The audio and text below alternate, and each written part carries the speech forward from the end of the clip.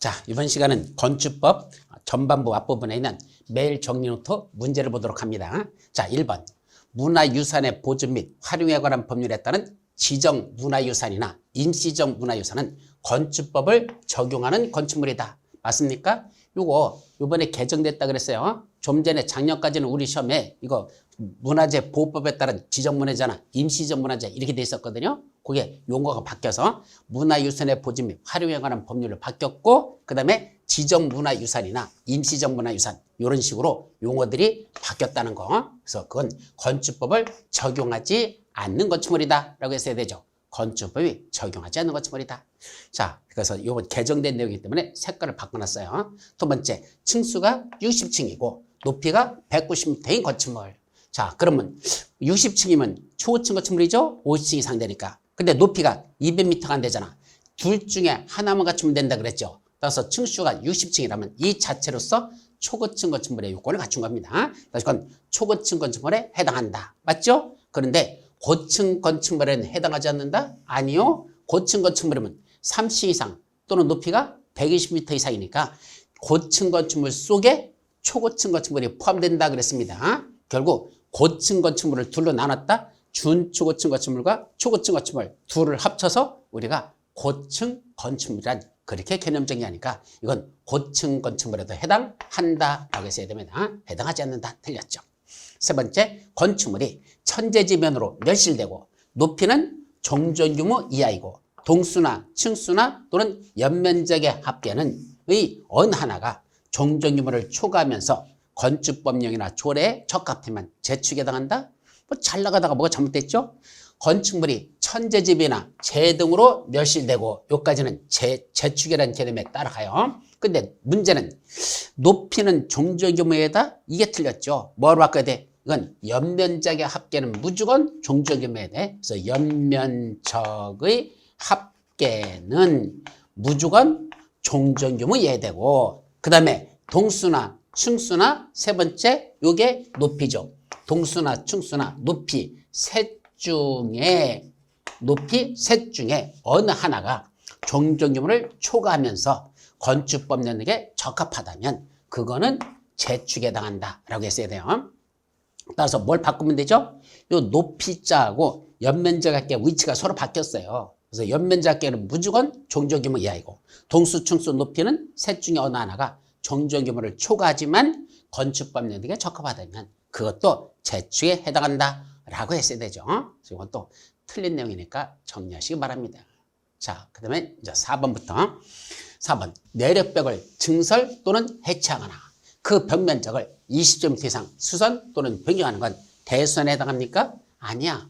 내력벽을 증설 또는 해체하는 건 대수선 맞아. 근데 그 벽면적을 몇 제곱미터 이상 수선 변경할 때만 대수선이죠? 30제곱미터 이상 수선 변경할 때만 대수선에 해당한다 라고 했어야 되죠? 3제곱미터입니다.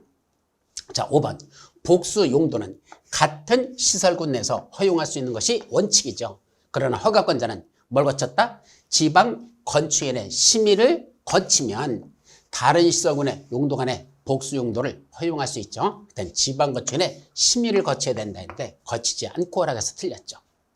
6번. 사전결정 신청자는 사전결정을 통지받은 날부터 몇 년 내였었죠? 2년 이내에 건축허가를 신청하여야 하며 이 기간에 건축허가를 신청하지 않으면 사전결정의 효력은 자동적으로 상실된다. 이때 사전결정의 효력은 몇 가지가 있었죠? 4가지. 산지 전용 허가 받은 거로 본다. 개발행위 허가 받은 거로 본다. 농지 전용 허가 받은 거로 본다. 하천 점용 허가 받은 거로 본다. 그러는 산지를 개발하여 농지로 만들려면 하천이 있어야 된다는 4가지 받은 것으로 본다는 의제사유 있었죠? 그 의제사유. 자, 이거는 효력이 자동적으로 그것도 날아간다는 얘기죠. 자, 7번. 서울특별시에서 연면적의 합계가 20만 제곱미터인 공장을 건축하는 경우에는 특별시장이 허가권자이다. 맞습니까?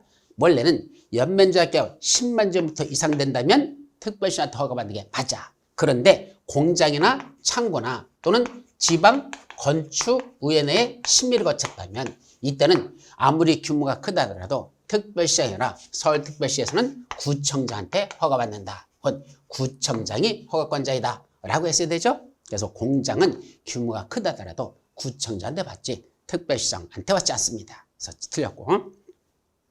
그 다음에 8번부터 10번까지. 자, 8번. 시 또는 군에서 수지를 부하기 위해서 도지사가 지정 공관구역에서 건축하는 건축물인데 규모는 2층이고 연면적계가 900제곱미터인 업무는 그 시설은 2종 근린생활시설 중 일반 시점을 건축할 때는 허가권자인 시장우수는 위에 있는 도지사한테 가서 승인을 받아야 된다. 자, 먼저 도지사한테 사전 승인받고 시장우수가 허가내주는 조건은 첫째, 목적이 뭐였었죠? 자연환경 또는 수지를 보호하기 위해서. 그래서 수지를 보호 들어갔어요. 자연환경 또는 수지를 보호하기 위해서. 어디서? 도지사가 지정 공관구역 안에서. 두 번째, 세 번째, 규모는 얼마일 때만 도지사한테 사전 승인받죠? 3층 이상이거나 3층 이상이거나 또는 연면적의 합계가 적어도 1000제곱미터 이상 되는 이런 건축물. 둘 중에 하나야. 3층 이상 또는 연면적 합계가 1000제곱미터 이상 되는 이런 큰 건축물을 무슨 용도로 쓸 때만 요거 쓰는 건 5가지 순서였죠. 011 숙위 이랬었죠. 그래서 공동주택, 일반 음식점, 일반 업무시설, 숙박시설, 유락시설. 그 중에 일반 음식점 들어가죠. 일반 음식점. 011 두 번째 들어가는 일반 음식점 들어가요. 그런 건축하는 경우에는 시장우수는 도지사한테 승인받으래. 여기서 문제되는 건 이거죠. 3층 이상이거나 또는 연면적의 합계가 1000제곱미터 이상일 때만 도지사한테 사전 승인받습니다. 근데 지금 여기는 2층이고 연면적 합계가 900제곱미터 밖에 안 된대. 그럼 3층 이상에도 해당하지 않고 연면적 합계 1000제곱미터 이상에도 해당하지 않죠? 그렇다면 결국 무슨 뜻이야? 이건 도지사한테 사전 승인 안 받아도 되죠. 큰 건축물만 받아라고 했으니까 이건 작은 건축물, 그러니까 승인을 받지 않는다라고 했어요. 작은 건물에서 받지 않습니다. 이게 틀린 거죠. 9번 국토교통부장은 지역계획을 위하여 특히 필요하다고 인정하거나 주무부 장관이 4가지 국방, 국가유산의 보존, 이게 바뀌었어요. 옛날에는 문화재 보존이었는데 국가유산의 보존으로 개정됐다는 거 조심하라 그랬죠. 그 다음에 환경보전, 또 하나가 교육입니까? 아니야. 국민경제였었죠. 네 번째는 국민경제를 위하여 특히 필요하다고 인정하여 요청하면 허가권자의 건축허가를 제한할 수 있다. 누가? 국토교통부장이 이런 어떤 목적으로만? 지역계획입니까? 아니야. 지역계획이 아니고 여기 뭐였었죠?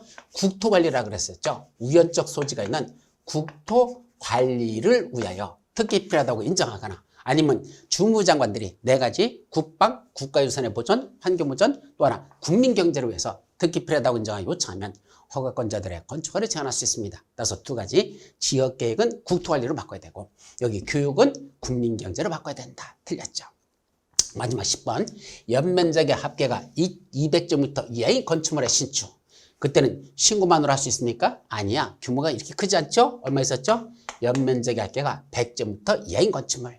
두 번째는 건축물의 높이를 몇 미터 이하까지만 증축하는 건 신고사항이죠. 3미터? 이것도 안 돼. 5미터? 아니죠. 3미터. 3미터 이하인 그런 범위 내에서만 증축한다면 이런 건 건축 신고만 해도 허가받은 거로 본다. 그랬었죠. 그래서 건축 신고 대상 중에 연면적 합계는 100제곱미터 이하 되는 신축. 증축은 높이 3m 이하만 증축하는 거. 이것이 신고사항. 이랬었습니다. 여기까지만 여러분들이 정리하시면 됩니다. 여러분 수고하셨습니다.